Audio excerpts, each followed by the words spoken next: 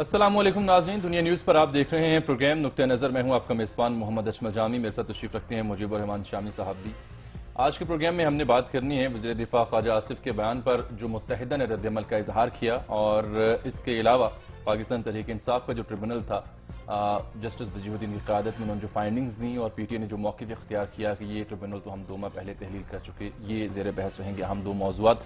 लेकिन सरदस्त जो सबसे अहम बात सामने आई वो साबिक़ सदर आसिफ अली ज़रदारी साहब की कुछ देर पहले एक स्पीच है।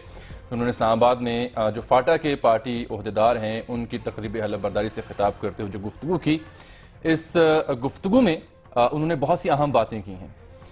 मैं चाहता हूँ उनकी तकरीर से, इस गुफ्तगू से प्रोग्राम का आज आगाज़ किया जाए। शामी साहब, आपने भी तकरीर उनकी सुनी है अभी कुछ देर पहले।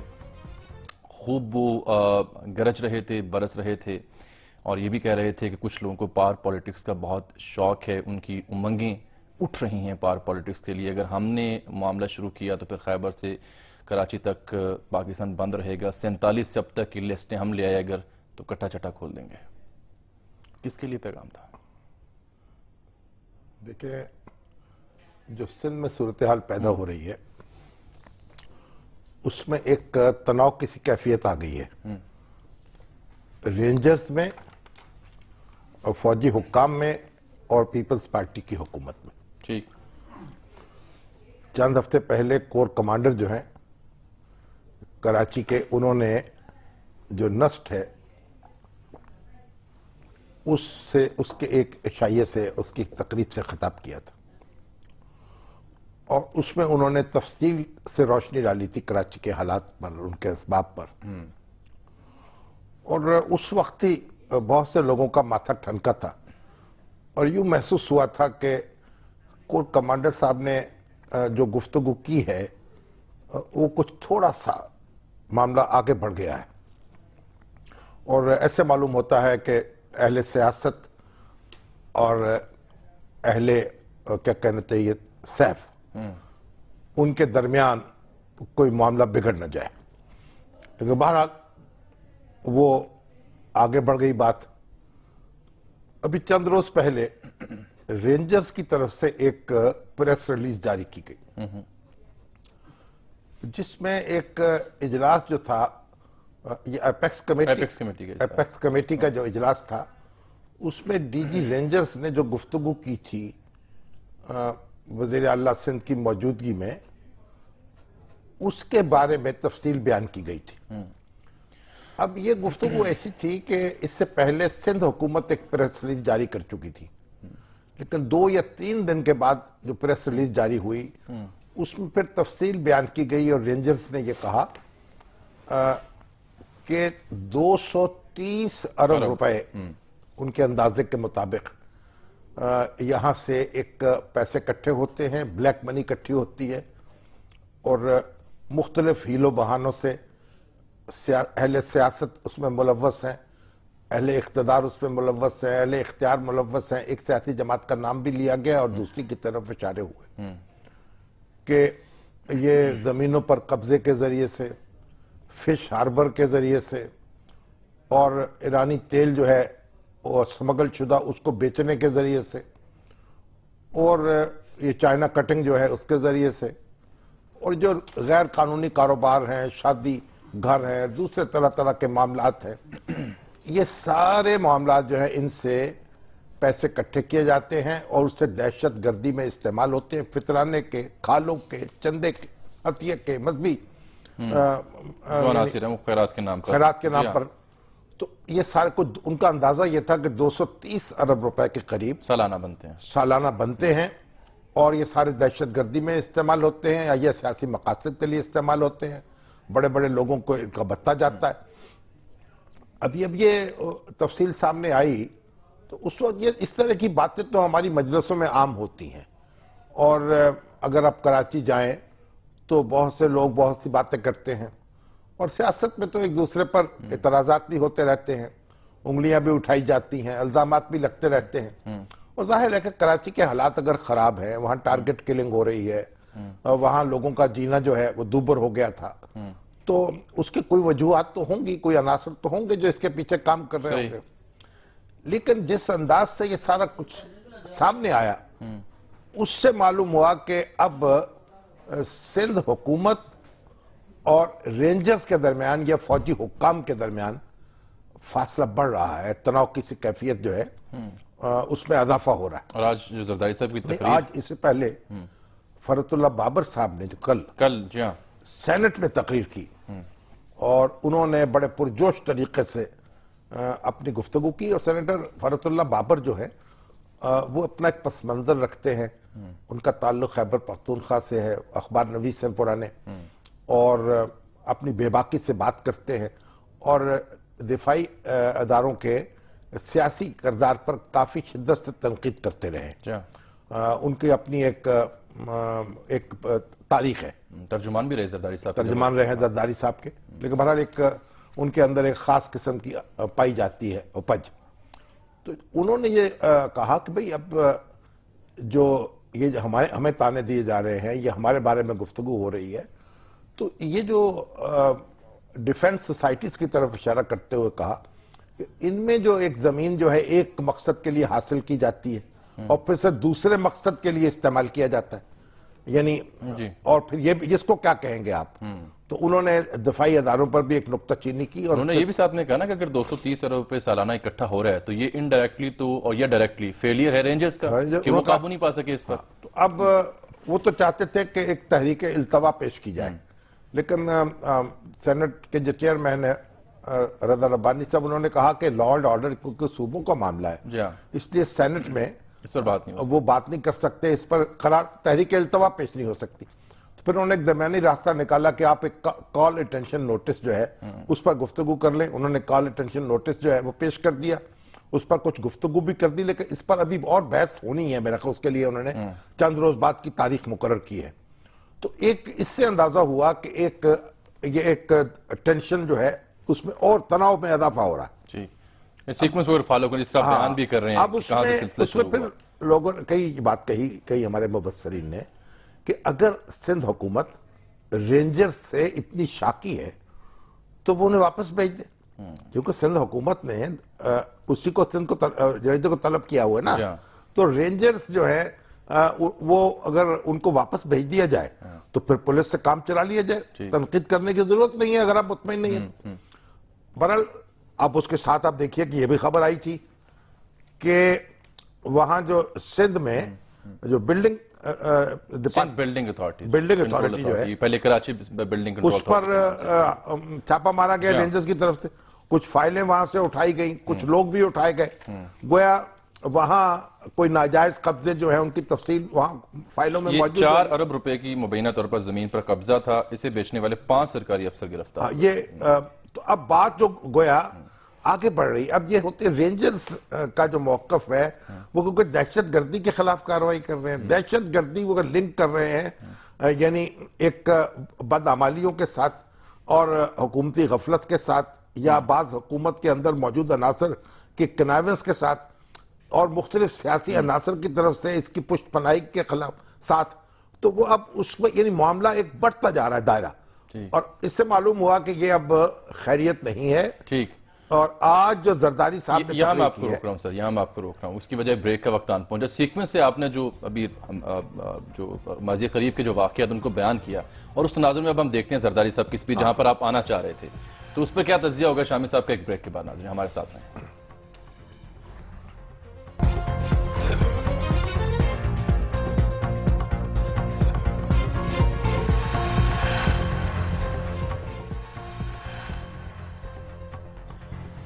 ویلکم بیک ناظرین۔ اور پھر آج سابق صدر آصف علی زرداری صاحب جب بولے اسلام آباد میں تو انہوں نے کیا کہا؟ کچھ جملے ہیں جو ہم نے جن کے انتخاب کیا، مزید بھی آپ کو سناتے رہیں گے، پہلے وہ دیکھیے۔ ہوشیار ہو جاؤ، خبردار رہ جاؤ، یہ پاکستان پیپلز پارٹی ہے۔ جس دن میں کھڑا ہو گیا تو صرف سندھ کی سڑکیں بند نہیں ہوگی، صرف پورٹ بند نہیں ہوگا، خیبر سے فاٹا سے کراچی تک بند ہوگا، اور جب تک میں کہوں گا تب تک بند رہے گا، اس سے پہلے نہیں کھلے گا۔ کراچی تک۔ سابق فوجی صدر پرویز مشرف صاحب کا ذکر بھی انہوں نے کیا، 1947 سے اب تک کی فہرستوں کا ذکر بھی کیا، سیاسی طوطوں کا بھی ذکر بھی کیا، سیاسی اداکاروں کا ذکر بھی کیا۔ آج تو وہ کھل کر ووٹ پڑے ہیں۔ دیکھیے اب تو زرداری صاحب نے جو بات کہی ہے یعنی معاملات اسی رخ پہ جا رہے جس پہ خدشہ تھا. دیکھیے جب بھی فوج کے یا فوجی اداروں کے سپرد اس طرح کے معاملات ہوتے ہیں جیسے دہشت گردی ہے, اس میں کوئی شک نہیں ہے کہ ایک حالات بہت انتہا تک پہنچ گئے تھے خرابی کی, اور افواج پاکستان اگر اس میں مداخلت نہ کرتی یا ان کو اجازت نہ ملتی کارروائی کرنے کی یا کہہ لیجئے حکم نہ دیتے وزیر اعظم, تو یہ ان کو سنبھالا نہیں جا سکتا تھا دہشت گردوں کو. اور پاکستان جو ہے آج پتہ نہیں اس میں خون کے کتنے دریا بہہ چکے ہوتے ہیں. تو بڑی ایک جانفشانی سے, بڑی ہمت سے, بڑی محنت سے ہماری فوج نے اس پر قابو کیا ہے. اور کراچی کے جو حالات ہیں ان میں پولیس تو بالکل کولیپس کر گئی تھی, اس میں رینجرز نے آ کر سنبھالا ہے. اور آج ہر شخص یہ کہہ رہا ہے کہ کراچی جو ہے اس میں ٹارگٹ کلنگ کم ہوئی ہے, اس میں بطہ خوری کم ہوئی ہے, اس میں جرائم کم ہوئے ہیں, اور ایک مسلسل تعاقب جاری ہے دہشت گردوں کا, مجرموں کا, سیکٹیرین کلرز کا, اور حالات بہتر ہو رہے ہیں. لیکن اب یہ جو سیاسی قیادت ہے وہاں کی, یعنی پہلے ایم کیو ایم جو ہے اس سے ایک دوری واقع ہوئی, کیونکہ جب 9/0 پر ریڈ ہوا پھر وہاں سے کچھ لوگ پکڑے بھی گئے جو قانون کو مطلوب تھے, اس لیے ایم کیو ایم جو ہے وہ اس نے اس کو ہضم کر لیا. لیکن ایک اندر یہ جیسے خون لگتا ہے کھول رہا ہے, اور کسی نہ کسی بہانے سے ایک رد عمل ظاہر ہوتا ہے. اب زرداری صاحب پر اور سندھ حکومت پر جو انگلیاں اٹھی ہیں, اب اس کے نتیجے میں زرداری صاحب اب ڈٹ کے کھڑے ہو گئے میدان پہ, اور انہوں نے یعنی پاکستان کی جو تاریخ ہے اس میں ہماری فوج نے بار بار اس ملک کا نظم و نسق سنبھالا ہے, اور اگر نظم و نسق سنبھالنے سے فوج کے ہمارے سارے مسائل حل ہو سکتے تو آج ہم وہاں نہ ہوتے کہ جہاں ہیں. بالکل ٹھیک ہے. تو یہ کوئی ایسا معاملہ نہیں ہے, پاکستان کا دستور جو ہے اس کی ایک اہمیت ہے, ہمیں اس کے تابع کام کرنا ہے. اور یہ جو سارے سیاسی عناصر ہیں, دیکھیے ان کے ایک دباؤ ان پر رکھ کر ان کو ساتھ ملا کر آگے بڑھنا ہے. اگر آپ ایک پاؤں زخمی ہو اور دوسرے پاؤں پر بھی کلہاڑی چلا دی جائے تو پہلے زخم کا تو کوئی علاج نہیں ہوگا. جو یعنی دہشت گردی کے خلاف جو کارروائی ہو رہی ہے ابھی ہم اس سے اچھی طرح نپٹے نہیں ہیں, اور ایک دوسرا ایک مرحلہ شروع کر دیا گیا ہے. اور یہ دیکھیے یہ جذباتی فضا ہوتی ہے, اور یہ ہمارے فوجی حضرات جو ہے بعض اوقات ہوتا ہے کہ جب چیزوں کو بہت قریب سے دیکھتے ہیں غصہ آتا ہے. ہمیں لوگ کہتے ہیں کہ جب ایوب خان, جب گورنر جنرل غلام محمد نے ایک اسمبلی توڑنے کے بعد دستور ساز ایک حکومت بنائی تھی جو محمد علی بوگرا کی وزارت عظمیٰ تھی, تو اس میں جنرل ایوب کو جو کہ کمانڈر ان چیف تھے اس وقت وردی سمیت وزیر بنایا تھا.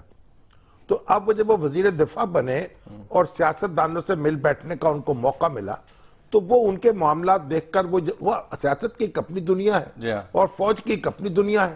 وہاں ایک ڈسپلن ہوتا ہے, ایک نظم و ضبط ہوتا ہے, یہاں ایک معاملات اور طریقے سے چلتے ہیں. تو وہ کہتے ہیں وہ جو انہوں نے قریب سے سیاست دانوں کے حالات دیکھے تو ان کا یعنی ماشاء اللہ جو ہے اس کا راستہ صاف ہو گیا, اس سے اس پرسیپشن سے ایک یکسوئی ہوتی گئی ان میں. یعنی یہ کہا جاتا ہے. اب دیکھیے جب یہ فوجی حضرات اور سیاست دان جو قریب آتے ہیں پھر ایک بے چینی پیدا ہوتی ہے, یہ چیزیں ساری جلدی جلدی کیوں ٹھیک نہیں ہو رہی. یہ دیکھیں سیاست کے اپنے تقاضے ہوتے ہیں, اس میں دیکھیں فوجی جرنیل آئے, commander in chief Pervez Musharraf, اور NRO کیا انہوں نے, اور لوگوں کو چھوڑا اور مجرموں کو چھوڑا جیلوں سے اپنی سیاست کے تقاضوں کے تابع.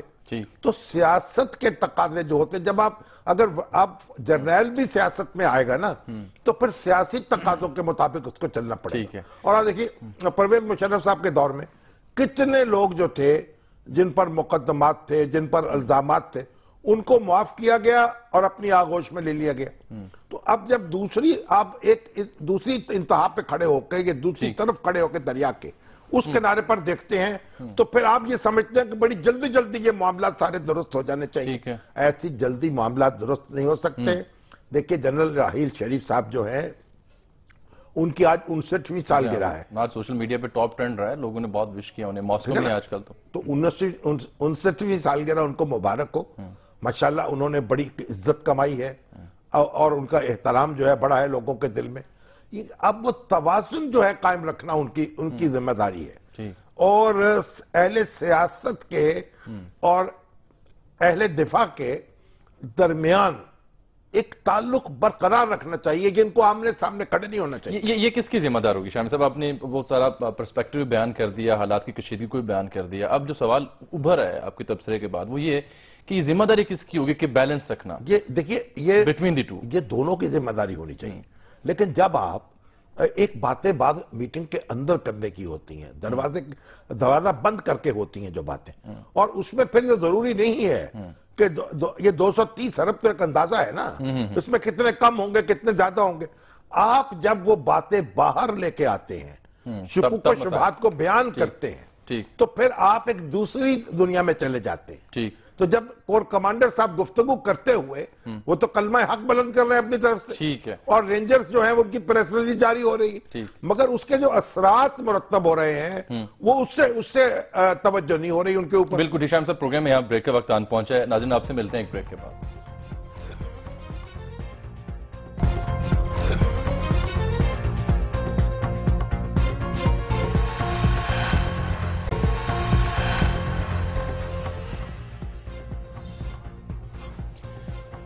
ناظرین, شامی صاحب زرداری صاحب کی تقریر کا آپ جائزہ لے رہے تھے. یعنی پہلے تو ڈھکے چھپے الفاظ میں تحفظات کا اظہار کیا تھا, اب تو بات کھل کر سامنے آ گئی کہ پرابلم ہے کیا, اس کا آپ نے احاطہ بھی کر دیا. اب یہ معاملہ مزید تصادم کی طرف جائے گا یا کچھ ٹھہرنے کا امکان بھی ہے؟ اس کو روکنا چاہیے. دیکھیے جو فوکس ہے وہ دہشت گردوں پہ خلاف اور دہشت گردی پہ ہونا چاہیے. یہ اوورال اصلاح کا کوئی مینڈیٹ جو ہے نہ رینجرز کو دیا گیا ہے نہ پاکستان کی فوج کو دیا گیا ہے. یہ تو پھر دیکھیں نا, اصلاح کے لیے تو پھر بڑا وقت چاہیے. ایک اس وقت جو فوکس ہے اس پہ کریں, اور وزیر اعظم پاکستان پر لازم ہے وہ انٹروین کرے, نواز شریف صاحب. اور دیکھیے اہل سیاست کو آپ جدا نہ کریں اپنے آپ سے. ٹھیک. اور یعنی یہ دیکھیے جب اگر ہم اپنے اندر خلفشار برپا کر دیں گے تو پھر دہشت گردوں سے زیادہ اس کی خوشی کس کو ہوگی؟ ڈیفینیٹلی. اس لیے ہمیں بالکل جو اپنا ٹارگٹ ہے اس پہ نظر رکھنی چاہیے. یعنی ٹارگٹ بہت بڑا اور عظیم ہے, اس کے لیے فوکس کرنا چاہیے. اس کو فوکس کریں, اور باقی 7 چیزیں جو ہیں وہ ہوتی چلی جائیں گی. ایک دباؤ اس کے لیے رکھا جائے, ڈسکشن جاری رکھی جائے, اور خود مطلب چیزوں کی اصلاح کی جائے. بہت چیزوں کی اصلاح ہونی باقی, اس سے کوئی شبہ نہیں ہے. لیکن دیکھیے آپ اگر ایک ایسا مریض ہے جس کا دل میں بھی کچھ پرابلم ہو, لیور میں ہو, کڈنی میں ہو, تو پیٹ میں ہو, تو ڈاکٹر پہلا کام کیا کرتا ہے؟ پہلے دل کی طرف توجہ دیتا ہے. یہ نہیں ہوتا کہ دل کو چھوڑ دیا جائے پیٹ کا. لیکن شامی صاحب اس میں تو مختلف حکیموں کو مختلف نسخے, کوئی کہے گا پہلے پیٹ ٹھیک کر نہیں, وہ دل چلا جائے گا ہاتھ سے. دل کوئی حکیم, اگر کوئی حکیم کہلانے والا کوئی شخص یہ نہیں کہہ سکتا کہ دل کو موقر کر دے. ٹھیک. دل جو ہے وہ بنیادی اہمیت ہے اس کی. آپ یعنی 2 ہچکیوں میں ہو گیا بیمار غم تمام. دل دیکھتے رہے, وہ جگر دیکھتے رہے, چیزوں کو پھیلائیں نہ سمیٹیں. ٹھیک. اور یہ وزیر اعظم پاکستان کو خاموش تماشائی نہیں بننا ہوگا, اور پوری دانائی کے ساتھ, حکمت کے ساتھ اور طاقت کے ساتھ چیزوں کو ایک خاص سطح پہ رکھنا ہوگا, ایک خاص طریقے سے رکھنا ہوگا, اور ایک خاص قطار کے اندر سطر یا آگے بڑھنا ہوگا, ایک خاص ورک کے اوپر رکھنا ہوگا. ٹھیک ہے. گو کہ وزیر داخلہ چوہدری نثار بھی آج اس بارے میں بول چکے ہیں, کہتے ہیں ڈی جی رینجرز کی رپورٹ کو متنازع نہ بنایا جائے. نہیں, متنازع تو بنے گی جب متنازع باتیں ہوں. اب دیکھیے آپ جب اس کے سیاسی اثرات ہیں, وزیر اپنے داخلہ جو چودھری نثار علی خان صاحب کے جو اپنی جگہ ہے ان کا بھاشن, لیکن جب یہ چیزیں پبلک میں ڈسکشن کی جائے گی ان چیزوں پر, پھر تنازع پیدا ہوگا. ٹھیک ہے. تنازع تو کل وزیر دفاع کے بیان پر بھی پیدا ہوا. ہاں نہیں, وہ بھی ظاہر ہے بیان ہے. وہ کل پہلے تو اسمبلی میں بولے, پھر اس پر اصل میں دیکھیے بات سنیں, آپ ایک سمجھے کہ چیز جو ہے اندر ہی اندر, کل جو ایم کا تھا نا احتجاج, اصل تو یہ کراچی سے جڑی ہوئی ہے ہر بات. ٹھیک. کیونکہ کل تھا جو آرڈیننس جاری ہوا تھا, جس میں آرمی ایکٹ میں ترمیم کی گئی تھی, اور اس ترمیم میں سیولینز کو بھی آرمی یعنی ملٹری کورٹ میں ٹرائل کیا جا سکتا ہے, وہ اجازت دی گئی تھی. اب وہ آرڈیننس جو ہے اس کی مدت ختم ہو گئی، 25 جن کو ہو رہی تھی. آپ مجھے بتائیے پہلے تو حکومت کی زبردست نالائقی ہے یہ، اور وزیر داخلہ کے کان پکڑانے چاہیے اور وزیر دفاع کے بھی ساتھ ہی پکڑا دی جائے تو کوئی حرج نہیں ہے. 120 دن کے اندر اندر یہ جو ترمیم تھی وہ ہاؤس میں پیش ہو کر ایک قانون بن جانی چاہیے تھی. دیکھیں ایک سینٹیمنٹ تھا ایک وقت میں، جب ترمیم ہو گئی، دستور میں ترمیم ہو گئی تو یہ بل جو ہے پاس کی نہیں ہو سکتا. اور اب بات ہو رہی ہے جب بجٹ سیشن چل رہا ہے، اب بجٹ سیشن میں یہ بات ہوئی ہے، ٹھیک ہے، اب یہ لیپس کر رہا ہے اور یہ ضرورت تھی، لیکن یہ آرڈیننس کیوں ہے اس وقت آرڈیننس کے طور پہ؟ بل کیوں نہیں، ایکٹ کیوں نہیں بنا، بل کیوں نہیں پیش کیا گیا؟ اور یہ وقت جو ہے ضائع کیا گیا، اور اب عین ممکن ہے کہ جب یہ آپ اس کو پیش کریں سینٹ میں تو وہاں ایک ہنگامہ ہو جائے. تو اصل میں تو جو بدلے ہوئے حالات ہیں ان کی وجہ سے ایم کیو ایم کا کل جو احتجاج تھا اس کے ساتھ اب لنک کریں. آپ اس کو اس محدود اس میں نہ دیکھیں، براڈر پرسپیکٹر میں دیکھیں. اب اس پر جناب ہمارے خواجہ آصف صاحب جو ہیں وہ برسے اور وہ ان پر برسے اور ایک دوسرے کے خوب لتے لیے. تو میں چاہتا ہوں ذرا دیکھ لیں انہوں نے کیا کہا کل اسمبلی میں. پہلے آپ دیکھیے خواجہ صاحب نے کیا کہا، اور پھر بعد میں شام کو ایک پروگرام میں ندیم ملک صاحب سے گفتگو کرتے انہوں نے کیا کہا وہ بھی دیکھیے گا. جناب اسپیکر، ان کی جو اپوزیشن ہے یہ پولیٹیکلی موٹیویٹڈ اپوزیشن ہے. یہ جو آرمی ایکٹ میں ترمیم ہے یہ متفقہ طور کے اوپر پاس کی گئی تھی. یہ موٹیویٹڈ، ان کو خطرہ ہے کہ ان کے کالے کرتوتوں کے اوپر جو ہے پردہ اٹھے گا. ان کو یہ خطرہ ہے کہ ان کے کالے کرتوتوں میں پردہ اٹھے گا. ان کو پتہ ہے کہ یہ کٹہرے میں لائے جائیں گے. ان کو خطرہ ہے کہ یہ کٹہرے میں لائے جائیں گے. ان کو خطرہ ہے کہ ان کے اوپر قانون کا ہاتھ ان کے گریبان پہ پکڑے گا. ان کو اس قانون سے خطرہ ہے کہ قانون کا ہاتھ ان کے گریبانوں میں پکڑے گا. یہ صبح کچھ کہنا، شام کو معافی مانگنا، اس قسم کے رویے ختم کر دیں. آپ ایک سیاسی نیشنل سیاسی جماعت بجائے اس کے کہ ایک ایتھنک جماعت بن کے، ایک لسانی جماعت بن کے، مہاجر جو ہیں میرے سیالکوٹ سے زیادہ کسی کے اور جو مہاجر نہیں ہیں، جموں کے مہاجر ہیں جو اکتوبر 1947 میں 1 لاکھ شہادتیں دے کے آئے تھے ادھر جو ہے. یہ تو کراچی میں کچھ کہنا نہیں چاہتا، میں انالیسس کروں نا تو بڑا کچھ باہر نکلے گا. میں نہیں چاہتا یہ سارے جو جلندر اور لدھیانے کے یہ لوگ مہاجر ہیں جنہوں نے آگ اور خون کا دریا عبور کیا. وہ مہاجر نہیں کہتے، وہ پاکستان.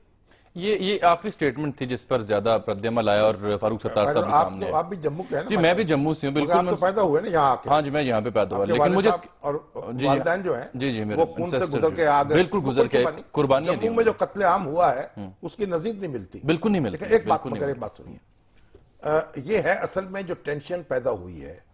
اب یہ آرڈیننس پیش ہوا، آپ پہلے بھی بحث کر چکا ہوں، یہ کیوں نہیں ایکٹ بنایا گیا اس کو. ایک بات اب اس میں کہ جو کراچی میں جو ایک پریشر آ رہا ہے اور ایک ایم کیو ایم کے اور سندھ حکومت کے اور رینجرز کے درمیان ایک فاصلے پیدا ہو رہے ہیں، اس کا نتیجہ ہے یہ یہاں جو اس وقت دیکھیں نا، آپ جیسے انسانی جسم ہوتا ہے نا تو بعض اوقات جہاں آپ کو خارش ہو رہی ہوتی ہے نا وہاں پھنسی نہیں ہوتی.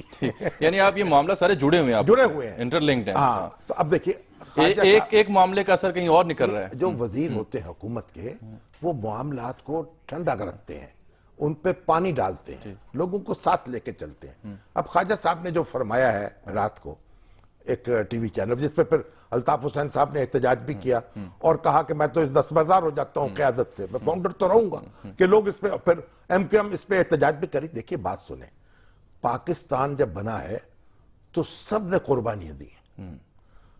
وہاں مشرقی پاکستان میں بھی مہاجر پہنچے، بالکل، اور یہاں یو پی کے اور دلی کے اور سی پی کے، حیدرآباد دکن کے تمام جگہ سے مسلمان جو ہیں ان پر حملے ہوئے ہیں، لٹے پیٹے قافلے جہاں سے پاکستان آ رہے تھے لوگ ان کو مارا گیا. اس میں کوئی تفریق کرنے کی گنجائش نہیں ہے. پنجاب میں بھی ایسا ہوا ہے، جموں میں بھی ہوا ہے.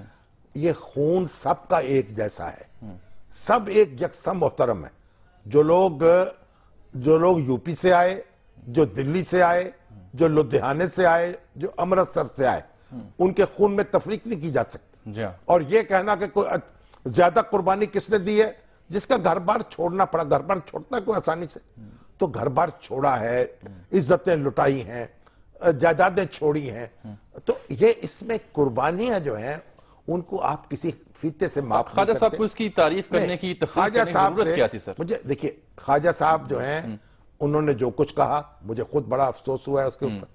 اگر آپ یعنی دیکھیں نا, خون کو خون کے مقابلے میں کھڑا نہیں کر سکتے سر. خون تو ہمارا اپنا ہے سر. جو یو پی میں بہا وہ بھی اپنا خون ہے, جو جلندر میں بہا وہ بھی اپنا خون ہے, جو جموں میں بہا وہ بھی اپنا. الطاف حسین صاحب بھی بڑے افسردہ پھر نظر آئے. الطاف حسین صاحب کی جو افسردگی ہے اس میں ہم برابر کے شریک ہیں, ہمیں اتنی افسردگی ہے اس معاملے میں. ہم چاہتا ہوں کہ ذرا ان کو سن لیں کہ انہوں نے کیا کہا. اب سنا دیں, مگر اب وہ بات تو آگے نکل گئی. چلیں بریک کی جانب پھر ہم بڑھیں. مطلب انہوں نے جو بات کہنی تھی وہ کہہ دی, افسوس کا اظہار کر دیا, اپنے آپ کو قیادت سے الگ کر دیا. اور یہ نواز شریف صاحب کو یہاں بھی انٹروین کرنا چاہیے. دیکھیے پہلے وہ مکھی والا معاملہ ابھی طے کیا تھا بڑی مشکل سے, وہ ایک محاورہ بولا تھا انہوں نے, میں نے ہلکے پھلکے انداز میں کہا چھوٹا سا کوئی کام ہوتا ہے تو یہ ہو جاتا ہے, لیکن یہاں ایک اور فتنہ پیدا ہو گیا. اور یہ فتنہ, دیکھیے بات یہ ہے, یہ تو جذبات کو ٹھیس پہنچانے والی بات ہے اور اس سے گریز کیا. شام صاحب بریک لے لیں, بریک کے بعد واپس آتے ہیں ناظرین, پھر آپ سے ملاقات ہوگی.